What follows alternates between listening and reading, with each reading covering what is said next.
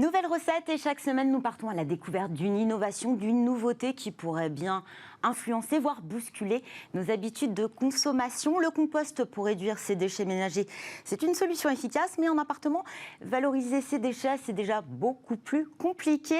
Bonjour Louis Jamin. Bonjour. Vous êtes cofondateur de Transfarmers. Vous êtes à l'origine de ce premier pot de fleurs composteur. Il permet de nourrir vos plantes grâce au lombricompostage. Alors déjà, moi j'adore les mots. Transfarmers, ça veut dire quoi exactement ? Eh ben, Transfarmers, donc, vous l'aurez compris, c'est un petit jeu de mots avec un film américain bien connu. Et ben, l'idée, c'est de transformer nos pratiques fermières, agricoles, et les rendre accessibles en milieu urbain. Donc voilà, c'est un petit jeu de mots. Comment est né Transfarmers, ce pot d'ailleurs que vous avez derrière vous, qui est très design, très esthétique ? Et ben en fait, il est né par simplement un manque qu'on a ressenti.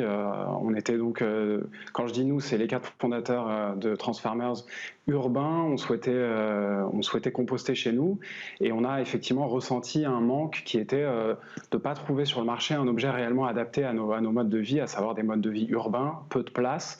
Voilà, donc on a souhaité développer un objet à la fois pratique et intelligent, pour un peu combler ce manque qu'on a nous-mêmes ressenti d'abord en tant que potentiel client.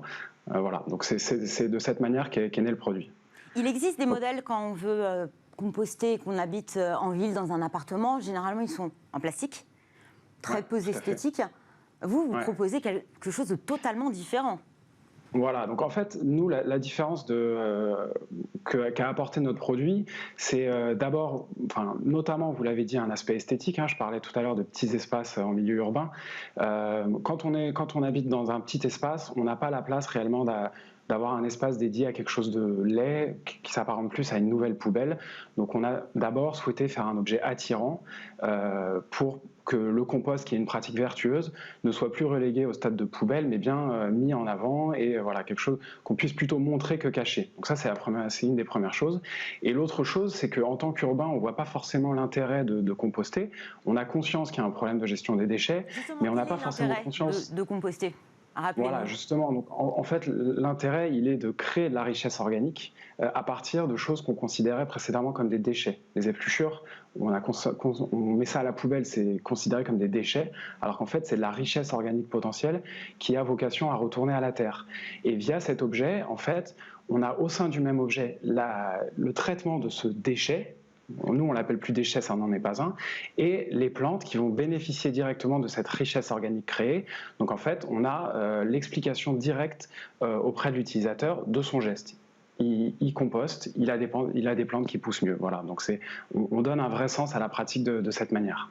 On parle de lombricompostage, donc quand on achète un pot, on a le pot, mais on a aussi des petits verres, j'imagine.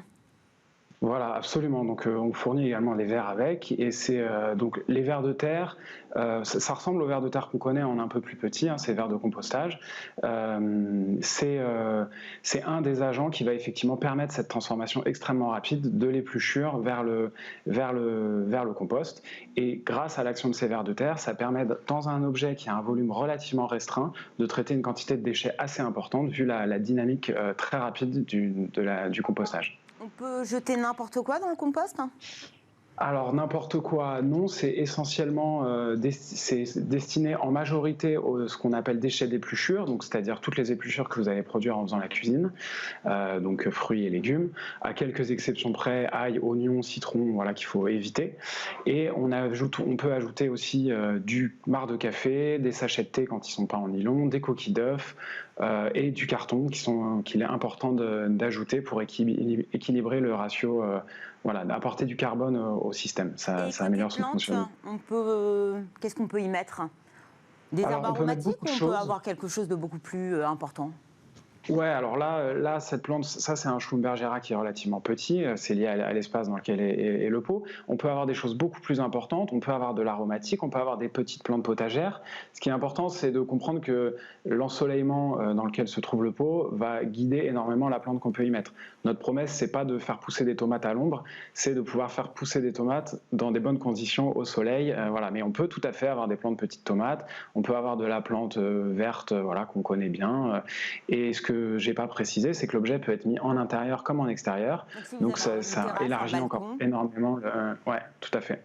Ça élargit le panel de plantes qu'on peut mettre. Merci beaucoup Louis Jamin. Vous êtes, je le rappelle, cofondateur de Transfarmers. C'est la fin de cette émission. Merci à tous de nous avoir suivis. Merci à Sybille et Caroline en régie, à Romain à la réalisation, Amanda au son. On se retrouve la semaine prochaine sur Bismart pour un nouveau numéro de Smart Food. Bon week-end et très bonne journée à tous.